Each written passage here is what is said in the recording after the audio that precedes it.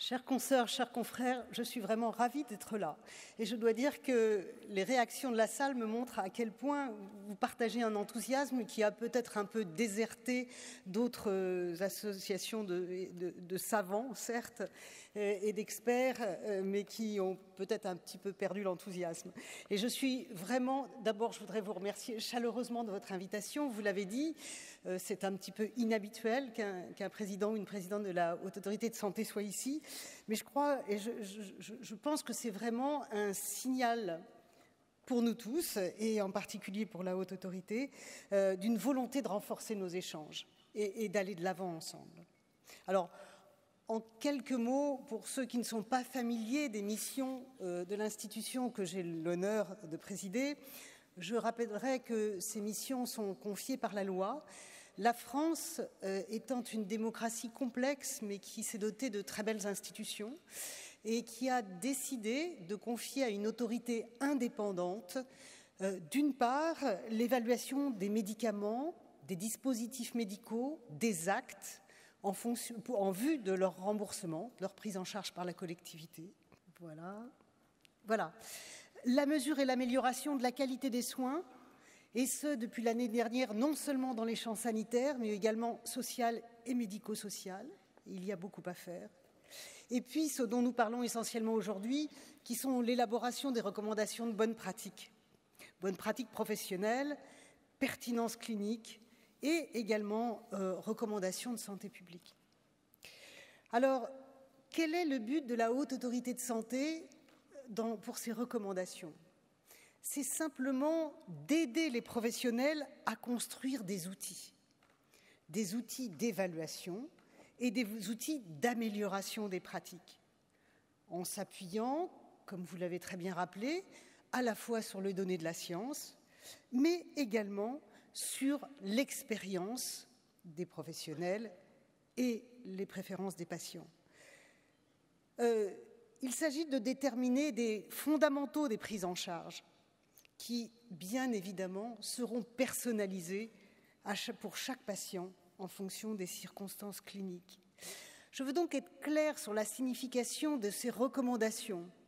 Certes, elles guident les caisses de sécurité sociale pour la prise en charge de ces traitements, mais ce sont essentiellement des propositions développées méthodiquement, avec une méthode, pour aider à la fois le praticien et le patient à rechercher les soins les plus appropriés dans des circonstances cliniques données et en préservant notre système de santé et ses données.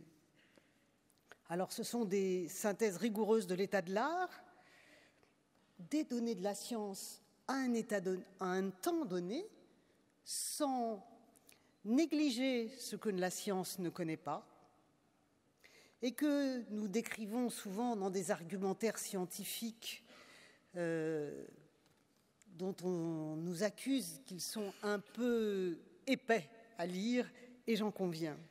Mais vous verrez quel est leur intérêt. Bien sûr, ces recommandations, et vous le savez tous dans votre pratique, elles ne sauraient dispenser le professionnel de santé de faire preuve de discernement dans sa prise en charge du patient, qui doit être celle qu'il juge le plus approprié en fonction des constatations qu'il fait et des préférences de son patient. Et j'ajouterai, suite aux discussions que nous avons, que nous sommes un des pays où il y a le moins de contraintes objectives sur les prescriptions médicales. Alors, en effet, notre rôle, c'est d'aider les professionnels et d'aboutir à des recommandations consensuelles et, si possible, utilisées. Quelle est notre légitimité ? Notre légitimité, elle est basée sur 3 notions et qui sont à peu près les mêmes que les vôtres. C'est la notion d'expertise scientifique, avec, là également, des méthodes rigoureuses pour s'en assurer. On reviendra un petit peu là-dessus. C'est l'indépendance. C'est pour ça que l'HAS a été créée. Et des procès encore en cours nous montre à quel point cette indépendance est complexe et difficile à préserver. Cette indépendance, bien sûr, elle s'applique aux industriels et aux liens d'intérêt des participants au groupe de travail avec les industriels, j'y reviendrai, mais pas seulement. C'est une indépendance vis-à-vis de tous les intérêts. Ça peut être des intérêts professionnels et ça peut être aussi des intérêts des patients, des groupes de patients. Il ne s'agit pas... Nous avons un principe dans notre système qui est un principe d'équité. Et donc, il ne s'agit pas non plus de privilégier certains groupes ou certaines pathologies par rapport à d'autres.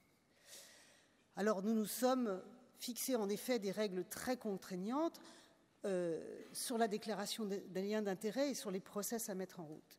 Et puis, le troisième, c'est la transparence. Tout ce que nous faisons à la Haute Autorité de Santé est public. Soit lors des commissions réglementées en retranscription directe, soit sur nos sites. Et c'est pour ça qu'un certain nombre de nos documents sont très épais, car il faut y consigner et y rapporter tout ce qui se dit. L'avis de chaque expert et comment il a été pondéré. Et il n'est pas question de faire une sélection dans ce qui est dit. Donc il y a forcément, en accompagnant des productions plus courtes, des productions un peu longues dans lesquelles on peut aller se plonger pour regarder comment s'est construite une décision. Et je crois que cette transparence-là est également très importante.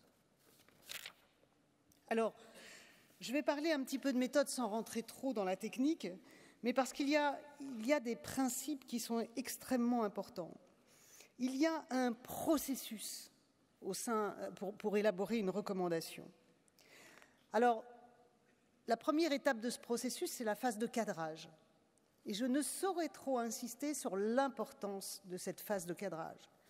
C'est celle qui permet de poser les problèmes, de voir où sont les enjeux sociétaux, professionnels, les conséquences.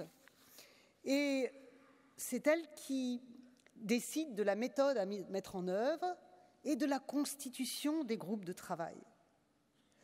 Pour cette phase de cadrage, nous consultons systématiquement les CNP. Et je crois que leurs réponses, nous y sommes très attentifs, et en particulier sur les parties qui doivent être autour de la table, la constitution de ces groupes de travail, est extrêmement importante.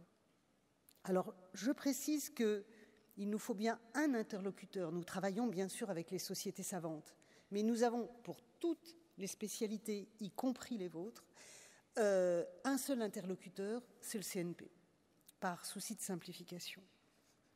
Alors, ce cadrage est soumis à la validation du collège, après souvent être passé par une commission, la commission la plus adaptée au sujet, souvent la commission recommandation, pertinence et impact dont je reparlerai.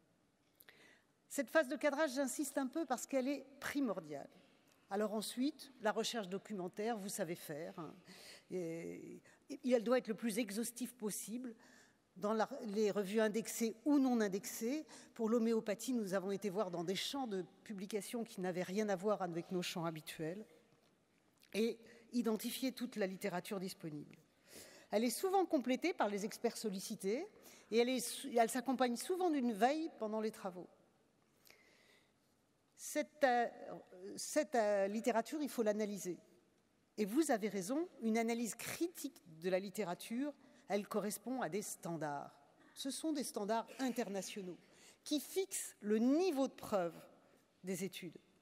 Et je crois que c'est là aussi un maillon essentiel de la méthode. Alors, selon les sujets, on peut se limiter aux méta-analyses ou rentrer vraiment dans le détail de cette analyse bibliographique. Elle peut se faire en expertise interne ou externe. La seule chose que je veux préciser, c'est que lorsqu'elle est faite en expertise externe, elle est toujours vérifiée par une procédure d'audit, de façon à ce qu'elle ait suivi les recommandations internationales. Alors oui, vous avez cité une méthode qui est une méthode qui peut être adaptée à certaines recommandations. Il y a plusieurs méthodes qui sont plus ou moins adaptées au type de travaux qui sont faits. La méthode GRADE est utilisée beaucoup par le NICE, en particulier pour tout ce qui est médico-éco, et est une très belle méthode.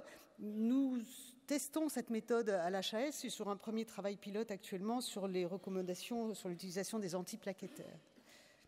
Alors, la phase de production du document, je dirais quelques mots simples. Vous avez à la fois des documents complets, et je vous ai expliqué l'importance, et des synthèses. Il est important qu'il soit recueilli la position de tous les experts et les parties prenantes. Et c'est à la responsabilité d'un chef de projet de chez nous de s'en assurer. Les experts, ils peuvent être intégrés dans un groupe de travail, chez nous toujours pluriprofessionnel, et s'accompagnant pratiquement toujours de la présence d'usagers et de patients. Je crois que c'est important de le dire, nous ne pouvons plus faire seuls, professionnels, des recommandations aujourd'hui si on veut qu'elles soient sociétalement acceptées. Il peut y avoir l'audition individuelle d'experts ou alors aussi des auditions de groupes d'experts à travers des questionnaires.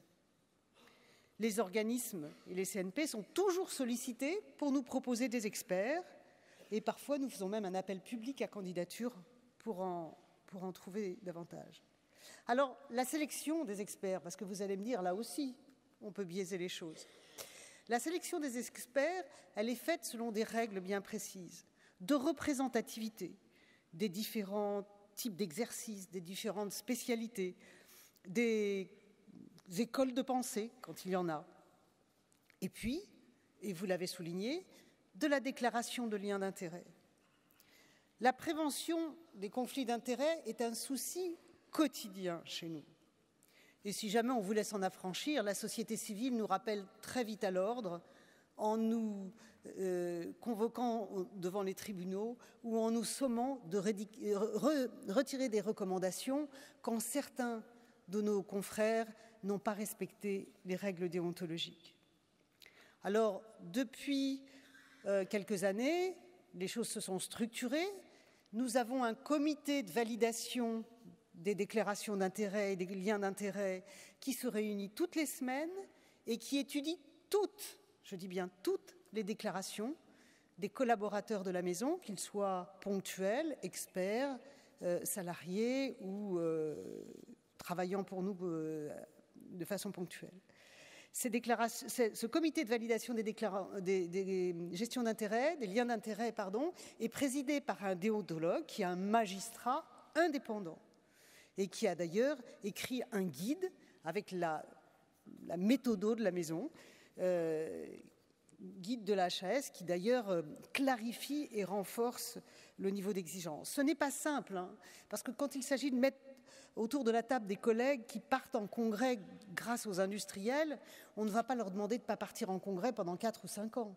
Donc il faut arriver à trouver la bonne façon et le curseur, de mettre le curseur là où il est.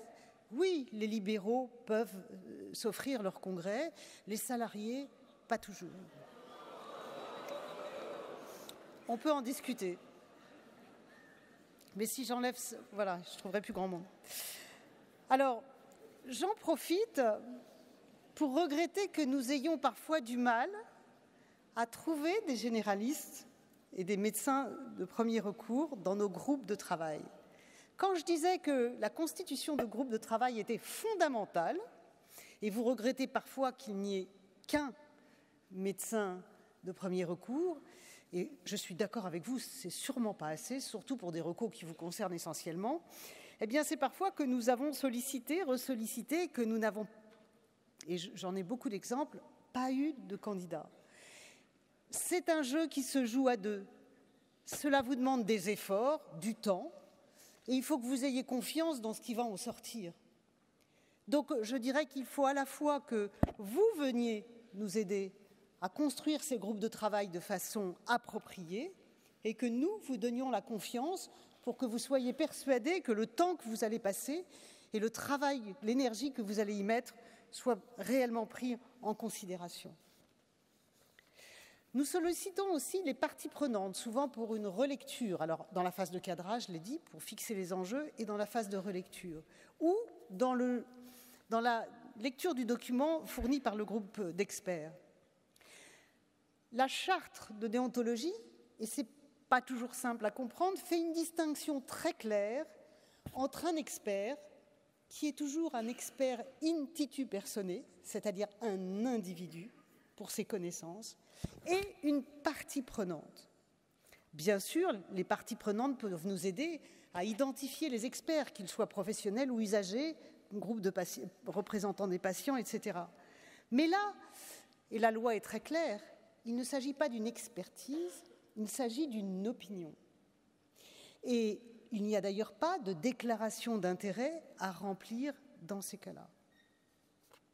Donc, la loi et notre pays est très clair, ce qui n'est pas toujours le cas dans les pays européens, je peux vous le dire, puisque nous essayons de voir comment travailler sur des recommandations communes, distingue bien ces deux notions. Enfin, vous voyez que nous sollicitons souvent les professionnels pour relire les documents et essentiellement pour vérifier que la compréhension des textes et leur applicabilité. Et là encore, ces groupes de relecture sont extrêmement importants. Ils nous amènent à modifier la forme des textes et nous avons besoin de vous dans ces groupes. Et là encore, un appel public à candidature est parfois effectué. Alors ensuite, qui valide ces documents? Quand ce sont des recommandations HAS, c'est le Collège de la Haute Autorité de Santé, après analyse par la commission ad hoc, et commissions qui sont extrêmement importantes et très vigilantes, pas seulement sur le contenu scientifique, mais également sur l'applicabilité de ces recommandations.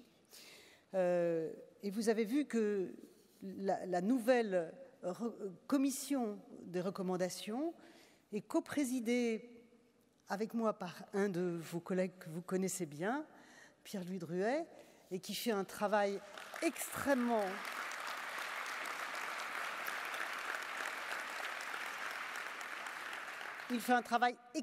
précieux sur ces recommandations. Il n'est pas le seul médecin généraliste dans cette commission, je vous rassure. J'en viens au dernier point sur lequel nous pouvons peu de choses, et c'est vous qui pouvez tout, c'est la diffusion des productions. Alors la diffusion, c'est vous, ce sont les professionnels essentiellement. Nous utilisons tous les vecteurs habituels, nous essayons de mettre ce qui est à notre main, c'est-à-dire ces recommandations dans les processus d'accréditation, dans le DPC. Nous essayons au maximum de les intégrer dans des logiciels métiers pour qu'ils soient facilement utilisables, dans la participation de retour d'expérience. Mais très clairement, l'essentiel du travail, c'est vous qui le faites. Alors, comment choisit-on ces recommandations et le programme de travail de la Haute Autorité de Santé? Nous sommes saisis, nous avons de nombreuses saisines par le ministère, par la CNAM, par les professionnels eux-mêmes, par les usagers. Et voilà, nous avons des ressources restreintes, nous priorisons toutes ces sollicitations parce que nous ne pouvons pas répondre à tout.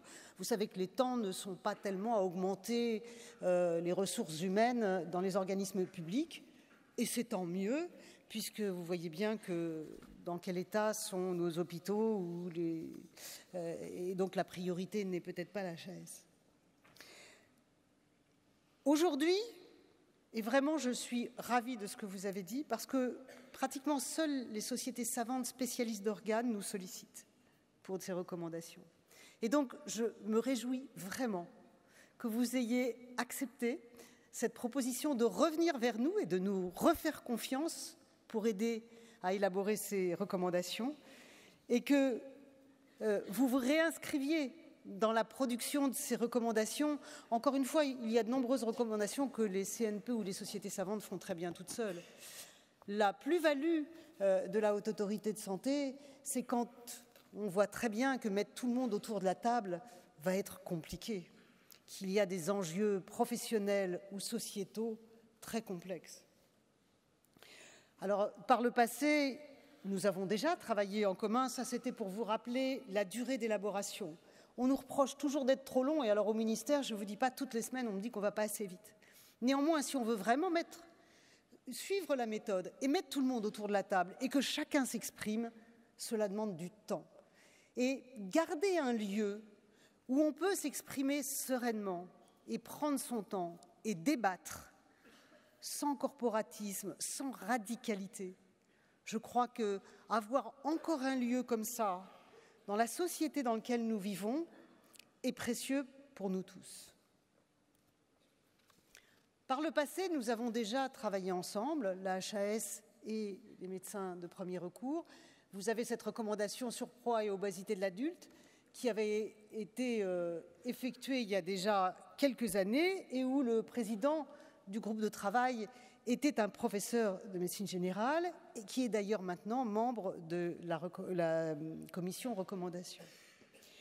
Ce travail, je dirais qu'il avait surtout donné lieu à beaucoup d'outils pratiques. Je ne vais pas vous les énumérer, je ne vais pas y passer une heure, mais c'était des outils vraiment pratico-pratiques dont j'espère qu'ils vous ont servi dans votre pratique quotidienne. Je crois que d'autres recommandations ont été faites en partenariat. La recommandation sur l'arrêt de la consommation tabagique, du dépistage individuel au maintien de l'abstinence en premier recours, avait été fait dans la même logique. Et donc, il est très clairement souhaitable que pour toutes les recommandations où vous êtes en première position, cela soit le cas. Je mentionnerai également 2 évolutions importantes de ces recommandations, plus contextuelles. C'est d'abord l'élargissement vers des notions de parcours, et donc nous élaborons actuellement des guides parcours qui vont nous aider en particulier à assurer la continuité, la coordination des prises en charge des patients, en allant jusqu'à la création et la conception d'indicateurs de qualité qui pourront permettre aux professionnels de terrain, au niveau des CPTS, au niveau des régions, de regarder là où le bas blesse dans leur pratique à eux. Et puis, la deuxième évolution forte, et j'en parlais tout à l'heure, c'était l'intégration des usagers et des patients dans toutes les recommandations. Notre dernier colloque, la semaine dernière, traitait des nouveautés dans l'élaboration des recommandations, des consensus, de la construction d'un savoir. Et certes, les big data ont occupé une demi-journée, mais l'intégration des savoirs expérientiels, qu'ils soient les savoirs expérientiels des professionnels de santé ou des patients, a également occupé une demi-journée et avec des débats passionnants. Alors, quelles modalités de travail possibles? Je souhaite que la HAS produise des recommandations qui soient au plus près de votre pratique, c'est-à-dire utilisables de manière opérationnelle par vous qui êtes sur le terrain. Et donc, outre les fiches pratiques que nous faisons, et elles sont perfectibles, mais elles ont déjà le mérite d'exister. Je crois que nous travaillons beaucoup sur tous les objets d'utilisation plus modernes, je dirais, toute institution doit évoluer, qui sont possibles. J'ai créé la commission Impact des recommandations, qui comprend des professionnels de santé, des usagers, mais pas que, des sociologues, des communicants, pour nous aider dans cette démarche à, non pas sur le contenu scientifique, mais sur la façon d'interpeller les professionnels ou les patients pour qu'on soit plus en adéquation avec la façon dont vous travaillez. Je citerai par exemple sur les violences conjugales, les outils que nous avons développés et qui sont encore en cours de développement. Et d'ailleurs, à ce propos, j'aimerais vraiment féliciter très chaleureusement les universitaires du département de médecine générale de Clermont-Ferrand qui ont mis à disposition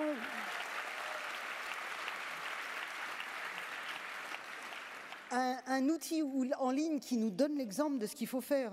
Déclic violence, c'est absolument parfait.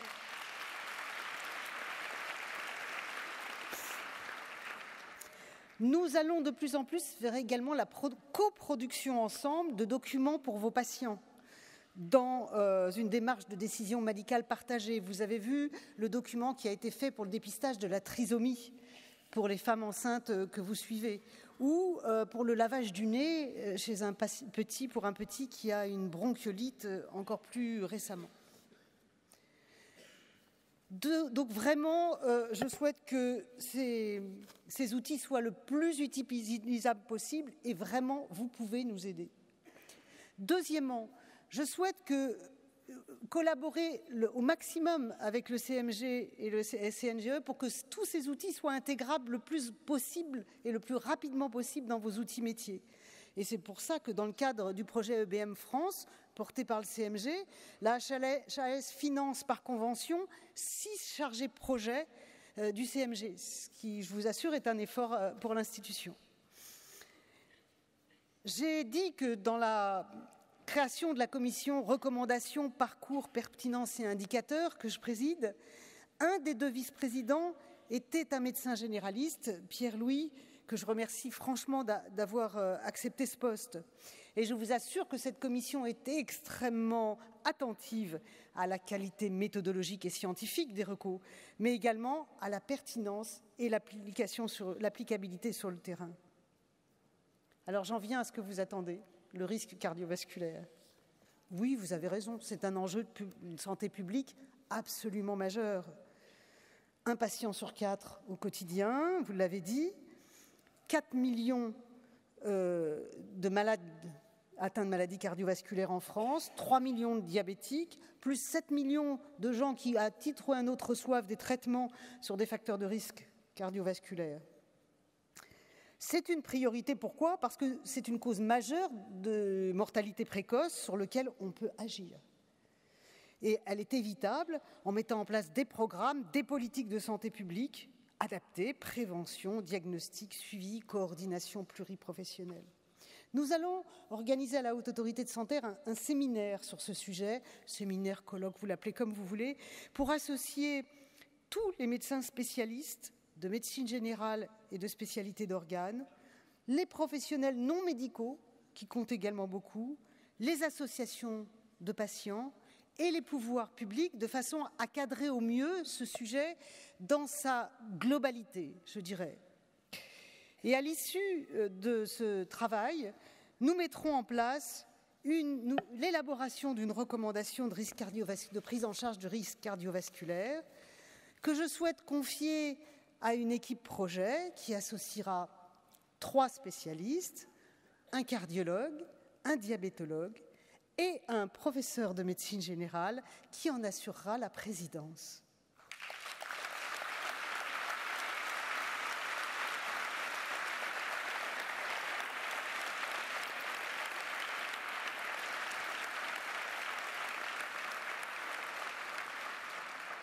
Sachez que ce n'est pas par démagogie que je fais ça. Je crois qu'il faut rétablir une confiance parce que nous ne ferons rien sans vous. Vous l'avez dit, il y a les mots et il y a les actes. Eh bien, celui-ci en est un. Je vous remercie beaucoup de votre invitation.